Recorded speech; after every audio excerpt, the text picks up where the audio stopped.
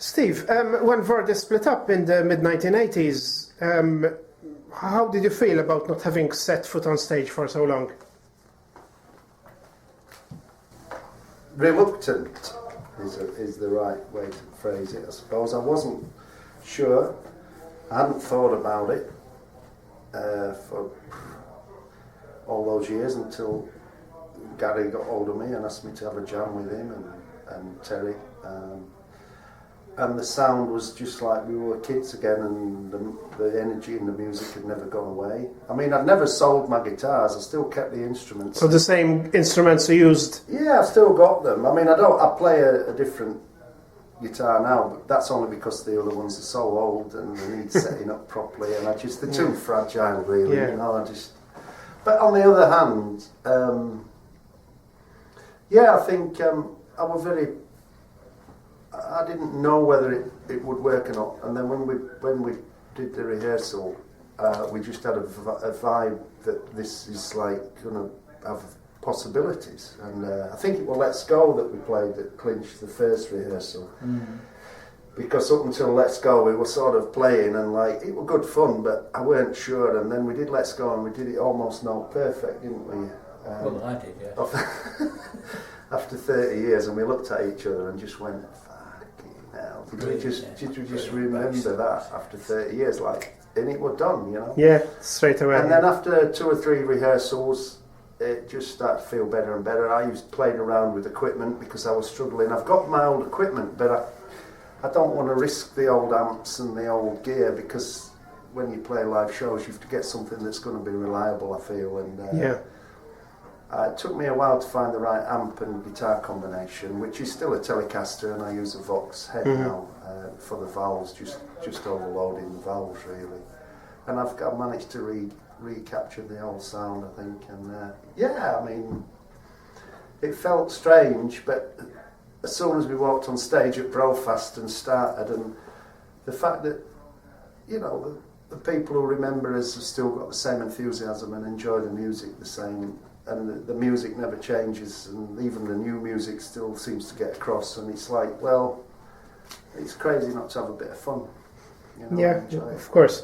Joe, what's it been like learning the old and new songs with Steve and Terry? Tough. Yeah. No, it's been really good. It's been it's been interesting. It's definitely interesting. Certainly interesting. Yeah. When you first listen to the music, you think, oh, that shouldn't be too hard to play that. But when you play it, you realise that actually it's a lot harder to play than you think. And it's hard to keep going. It's hard to keep going. It's the energy. It's the energy levels, actually. Yeah. But I've really enjoyed it. It's been great.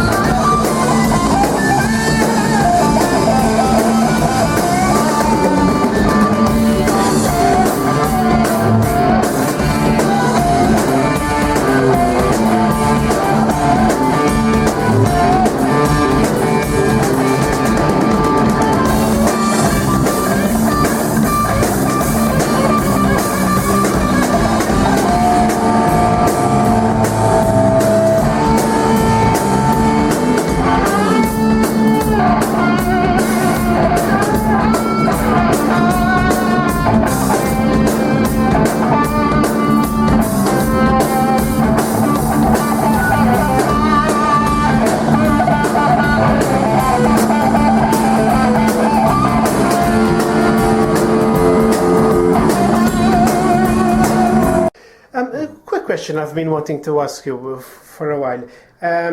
There was another band of the new wave of British heavy metal that played music similar to yours. The band Spider. I don't know if you knew each other. Yeah, I mean, Spider were around. I think it's true. He was a big fan of Spider. I was Really? a member Okay. of the Spider bandwagon fans. I used to get the fanzine when I was young. Okay. And I saw them at a few gigs. I'm arachnophobic, so I There's some funny footage of me somewhere, isn't there? Okay. In the audience, If you ever release a DVD, we may be included. Could be there. I mean, I remember seeing them play once or twice at gigs in the West End or whatever, Marquee and stuff. I don't know if I do have a very. I haven't thought about music and the music career and the Vardis thing for 20, 30 years, and you sort of don't remember a lot of stuff until things trigger it, and then it comes back. It's strange. So, but yeah, Spider were one of the bands that were doing well at the time for sure. So they're in that boogie rock thing, yeah. So guys, soon you're gonna do your sound check and go on stage with Diamond Head. At this juncture in the band's career, what are your hopes for Vardis for the immediate future? I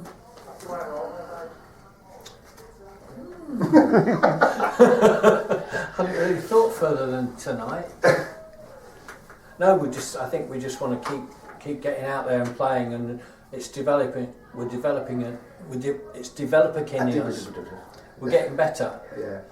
And that's because we're playing fairly regularly, Getting together. Yeah. So, I think that's my ambition really, just to keep playing. I think the key is the fact that we've not played the gigs we should have done in the last 30 years because we've not been around to do it, and now we are, and every gig is a bonus. We don't know whether it's his last gig at the moment. We just play and keep playing, and if we get opportunities to play, considering everything, and we'd love to come and play as many gigs as we can at the moment, I suppose. It's just we're getting a lot of fun and pleasure from it, and while we can do it now, we'll keep doing it. We've got an album to get finished for next year. We've got loads of spare strings as well, haven't we? We have. It shouldn't stop us. We'll be You've got alright. Joe's just got a consignment of sticks. Yeah. He's got Unbreakable. Unbreakable, they're breaking. No. If you was a wrestler, you'd be Joe the Stick Breaker Clancy. Yeah. When Joe had his first rehearsal with us, he says, "Oh, Joe, do you break many sticks?" And he goes, "Nah, I don't break many sticks." By the end of the fucking rehearsal, there's a big pile of splinters on the floor. That's a good sign, I guess. It's a good sign. It's funny. Anyway, Steve, Joe, and Terry, it's been a pleasure speaking to you. I wish you all the best for the future. Thanks. Thank Thank you very much. Bye. Bye.